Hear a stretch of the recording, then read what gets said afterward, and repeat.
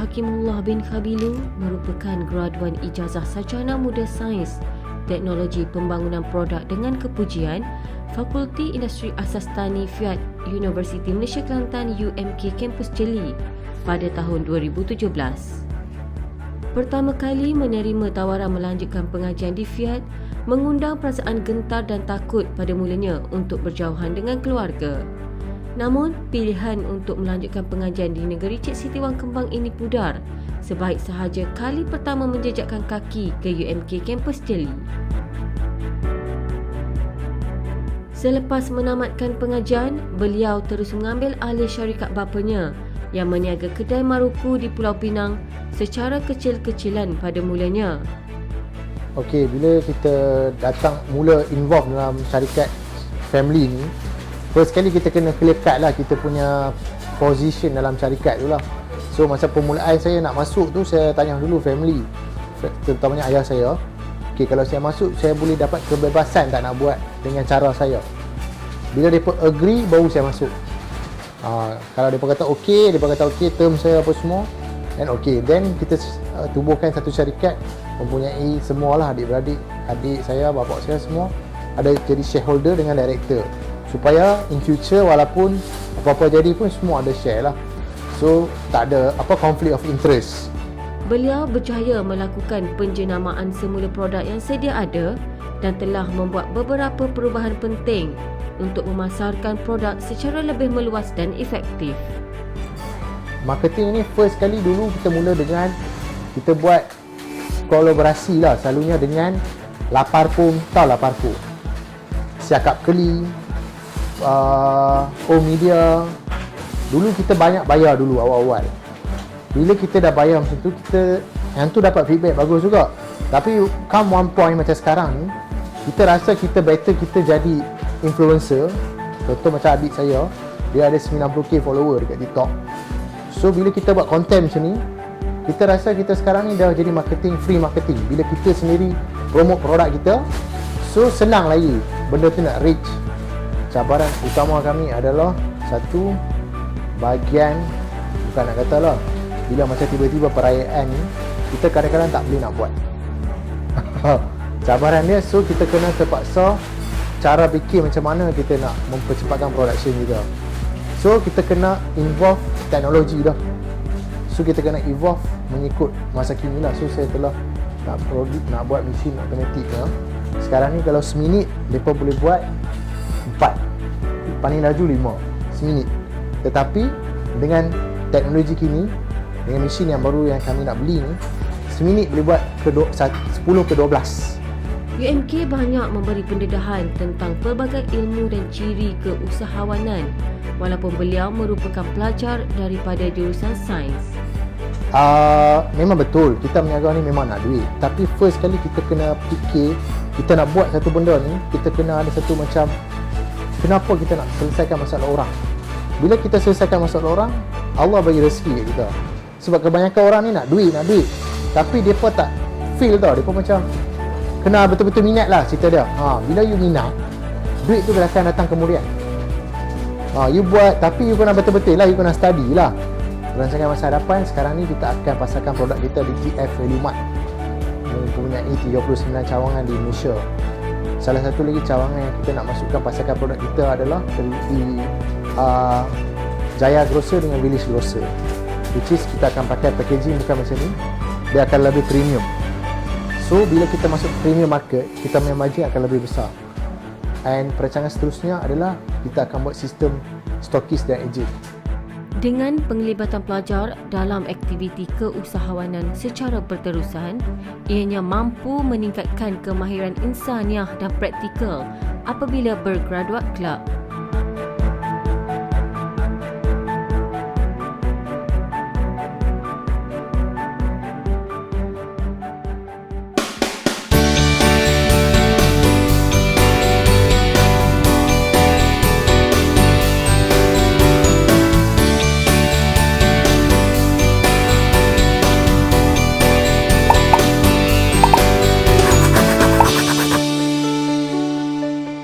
Assalamualaikum warahmatullahi wabarakatuh dan selamat sejahtera. Alhamdulillah pada tengah hari ini pasukan daripada bahagian alumni, pejabat Timbalan Anak Chancellor, Hawar Pelajar dan alumni UC Malaysia Kelantan dapat bersama-sama dengan alumni kita yang cemerlang dan gemilang, iaitu Encik Hakimullah Kabilu. Jadi Encik Hakimullah, jadi bagi pihak pejabat Timbalan Anak Chancellor HEPA, kami mengucapkan terima kasih kepada Encik Hakimullah kerana kita dapat bersama-sama pada tengah hari ini untuk kita mengadakan sedikit temu bual dalam program Alumni Tea Talk bersama Prof. Razli Cik Razak. Okay. Jadi ini adalah merupakan temu bual yang santai je. Jadi saya ingin bertanyakan Encik Hakimullah, bagaimana yang boleh bermulanya Kaimullah Penang Famous Maroko? Okay, Assalamualaikum warahmatullahi wabarakatuh. Nama saya Hakimullah bin Kabilu, merupakan alumni UMK 2017. Prof. Razli adalah salah satu mentor saya di UMK masa kita nak masuk banyak program Malaysia Entrepreneur Award. Prof yang telah banyak mendidik dan menunjuk jalan yang untuk kita masuk ke final.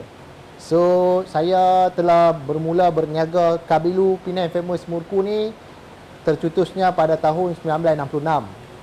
Sejak Tok Wan saya lagi. Tapi titik permulaan perubahan rebranding Kabilu ni bermula sejak selepas graduasi lah. Selepas saya graduate UMK, setelah menuntut ilmu di UMK, saya telah belajar banyak keusahawanan punya attributes lah. Seperti cara nak mengorganisasikan satu organisasi. Bila kita belajar di UMK ni, sebelum ni kita tahu jual beli, bang RM2, RM5. Tapi bila kita belajar, terutamanya di UMK Universiti Keusahawanan ni, kita belajar macam mana nak buat kita punya business profiling, macam mana kita nak organize kita punya team, macam mana ada organisasi, macam mana tu meeting, macam mana nak buat documentation dulu kita buat apa business plan. Bila kita sekarang ni nak buat apa-apa pun, nak buat geran ke apa ke, mereka minta business plan. So bila kita di UMK, kita didedahkan dengan ilmu-ilmu sebegini. So bila kita masuk dalam bidang perniagaan yang sebenar, kita ada hands on. So bila kita mula-mula masuk balik, kita cuba nak rebrand, kita ada ilmu dah. Okay, cara nak buat logo, buat branding, buat company profile, cara-cara tu semua secara umumnya telah dibelajar dekat UMK. So selepas tu kita masuk, kita ceburi. Alhamdulillah sekarang ni Kabilu ni alhamdulillah kita telah paling jauh baru ni kita dah hantar Maroko kita ke Dubai, Prof. Alhamdulillah. Ke Dubai, kita dah hantar Maroko ke Dubai. InsyaAllah start bulan depan kita akan hantar ke semua TF Value Mart dekat Malaysia. Ada 39 cawangan. Setakat ni sehari kita boleh produce dalam 2-3 tan lah. Alhamdulillah. Jadi kalau kita tengok apa yang Hakimullah belajar dekat UMK itu telah di-applykan atau diaplikasi kepada dalam dunia perniagaan sebenar. Betul. Okey, jadi saya nak tanya bagaimanakah pelan pemasaran yang menyebabkan sekarang Penang Maroko ni, apa nama Kabilu Penang Famous Maroko ni sampai boleh pergi ke luar negara, termasuk di negara-negara Arab seperti yang dikatakan oleh Cik Hakimullah tadi, ialah ke Dubai. Jadi itu salah satu cara Cik Hakimullah nak pergi international. Boleh cerita tak bagaimana pelan pemasaran ataupun langkah-langkah dalam usahawan untuk memasarkan produk dia sampai ke luar negara? Okey, pertama sekali saya nak tekankanlah kepada semua usahawan, terutamanya yang ingin memulakan perniagaan. Setengah orang silap faham. Kadang-kadang mereka ingat nombor satu ni kita kena ada duit yang banyak. Betul. Sebenarnya nombor dua. Penting juga. Capital ni memang penting. Tapi itu nombor dua. Nombor satu adalah nama, branding. So kita bila nak mula ke perniagaan, kita jangan fikir dulu kita nak jual apa-apa. Kita fikir nama kita dulu. Okay, kita nak letak satu nama, kita nak bagi orang kenal dulu nama tu. So cara dia adalah, banyaklah cara dia. Salah satu cara yang paling penting adalah saya rasa mulakan dengan kita buat satu logo yang orang boleh ingat. Nama yang signifikan. Yang senang, macam Prof kata Kabilu ni apa? Pelakon Hindustan ke apa? So benda-benda macam ni semua boleh trigger. Orang boleh senang ingat. Sebenarnya kalau ikutkan nama Tok Wan saya Samsudin. Tu ya duk tengok situ tu. Tapi saya fikir kalau nak rebrand ni kita better pakai nama orang yang rare. So nama ayah saya Kabilu. So saya fikir-fikir pakai nama Kabilu ni orang senang ingat. Generasi kedua Kabilu. Walaupun memang generasi ketiga. Tapi sebab nama tu rare. Kabilu. So kita pakai benda tu supaya orang senang ingat. So kita fikir first marketing step saya rasa kita kena pakai nama yang rare. Okey, branding kita tu orang kena senang ingat. Okey. So kita buat mula dengan Facebook. Buat logo, kita make sure kita ada kedai dekat Penang Road, Komtar, di Rock Walk. Sekarang dah ada tiga cawangan retail. Di sini kilang. Okey. Retail ni kita mulakan mengenalkan produk kita kepada orang masa tu. So setiap customer yang masuk kedai saya akan pastikan mereka like Facebook saya. Siapa yang like dapat murku free. Yang ni satu. Siapa like? Beli tak beli nombor 2. Masuk aja. Masuk kalau like, saya bagi free. RM5. Free. Free. Janji like. So belum share lagi tu. Belum share lagi. Bila depa like, kita dah dapat kita punya organic reach tau, Prof. Prof balik lagi. Kalau Prof dah like saya punya, kalau saya post apa-apa Prof boleh tahu. Memang betul dah like lama. Like dah. So bila like, kita dah dapat dah crowd kita. Balik sekejap dia fikir, hari tu aku makan murku tu sedap Buka Facebook, link Shopee. Klik Shopee, beli kat Shopee. Walaupun luar Penang dan sebagainya. Sebab kadang-kadang benda tu akan kita duk post kadang-kadang story ke apa ke, orang teringat. Dia buka Facebook sebab dia follow. Dia like. Kita post apa je dia tengok. Satu. Yang paling terkini marketing strategi yang kita pakai adalah dengan menggunakan TikTok. TikTok platform yang sangat mudah sekarang ni untuk kita boom. Sebab apa? TikTok ni sekarang ni baru dia start kena bayar. Sebelum ni tak ada lagi. Sekarang ni baru start. Kita boleh bayar untuk kita nak keluar FYP. So kita buat apa, Prof? Kita buat konten-konten. Kita buat konten macam mana, Prof? So, cerita story, tempat-tempat menarik. Ya, macam saya selalu ikut lah. Cara-cara goreng murku. Kadang-kadang orang nak tahu macam mana dia jual murku tapi macam mana dia buat. So kita buat story macam tu, 100k, 200k view. Betul. Paling tinggi kita buat marketing yang content marketing ni. Kita buat kawan seorang ni, orang nak beli murku tapi tak ada duit.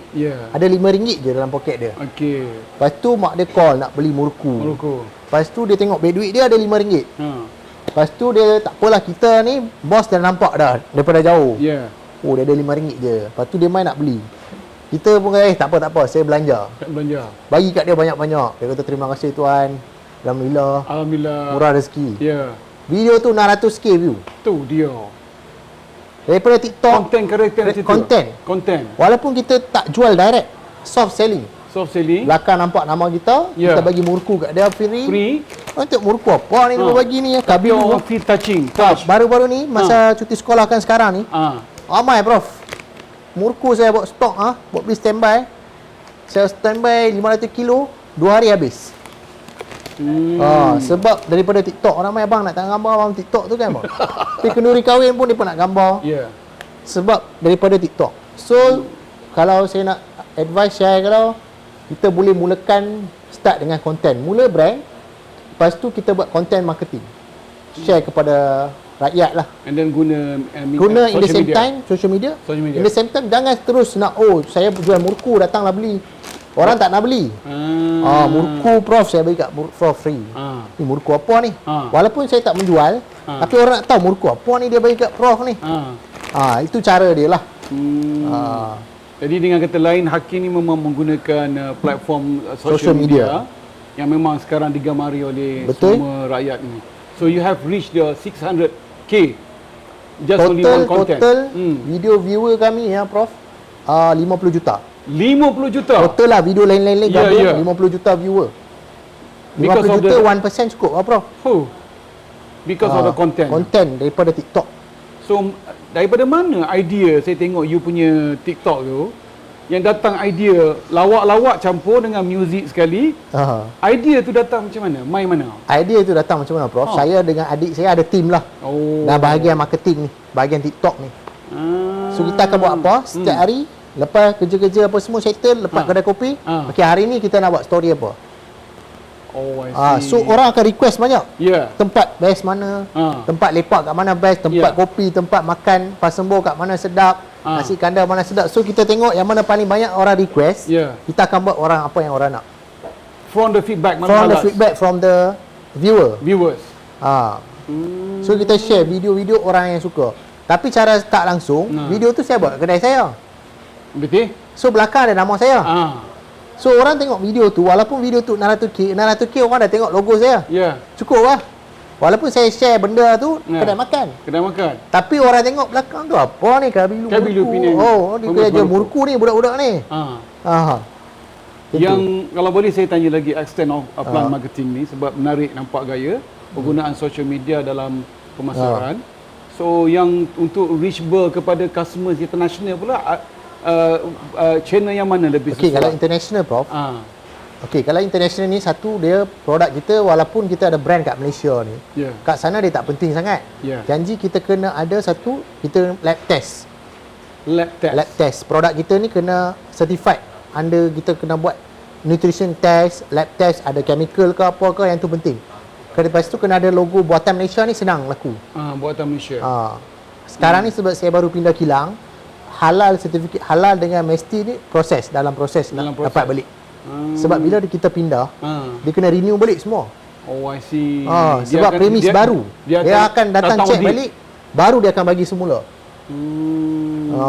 So, tapi sebenarnya orang salah faham. Kalau nak masuk pasaran luar ni, tak ada CJ halal pun boleh masuk. Tapi you punya lab test kena kuat.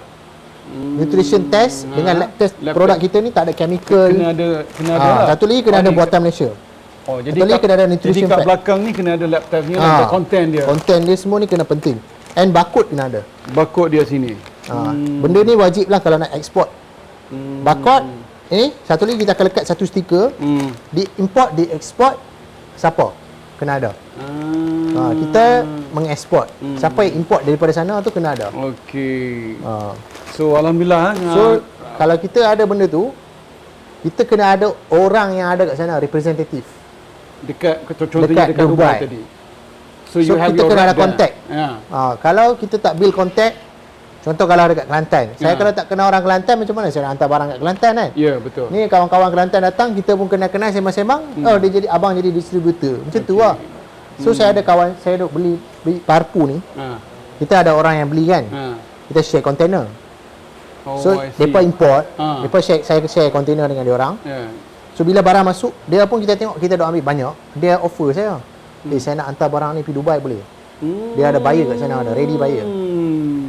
Through social networking dah. True, sebab kita duk beli barang yang dia good repo. So dia offer kita, dia nak tolong export barang kita. So kita pun hantarlah kontainer, satu kontainer berapa, buat kotak carton ni. Belakang tu semua specially untuk nak export. Export market. Dia kena ada carton. Satu carton berapa? Satu pallet berapa? Okey, rakan-rakan viewers, sebenarnya Encik Akamullah ni ketika di UMK dulu, dia berniaga Ruby Coffee. Dan beliau telah masuk sebagai finalis peringkat akhir pertandingan Malaysian Entrepreneur Awards. Jadi masa tu dia di bawah saya UMKER, kita buat jenama produk yang dia telah hasilkan dengan nama Ruby Coffee. Jadi sedikitlah sebelum soalan terakhir saya, bagaimana yang membuatkan Encik Akamullah ni meninggalkan kopi yang menjulang nama di UMK di Kelantan sehingga kepada peringkat akhir MEA Entrepreneur Awards ni, sehingga kembali kepada produk baru ini iaitu Kabilu famous Penang famous Marukun. Boleh cerita tak sedikit?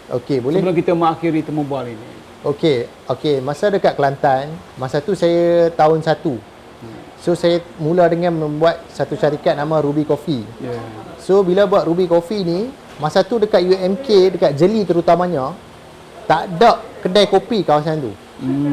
Tak ada Starbucks, tak ada Coffee Bean, terutamanya kat Jeli, Prof. Kedai-kedai hipster ni memang tak ada. So masa 1 tahun tu, masa SEM kedua, masa tu saya wakil UMK debat.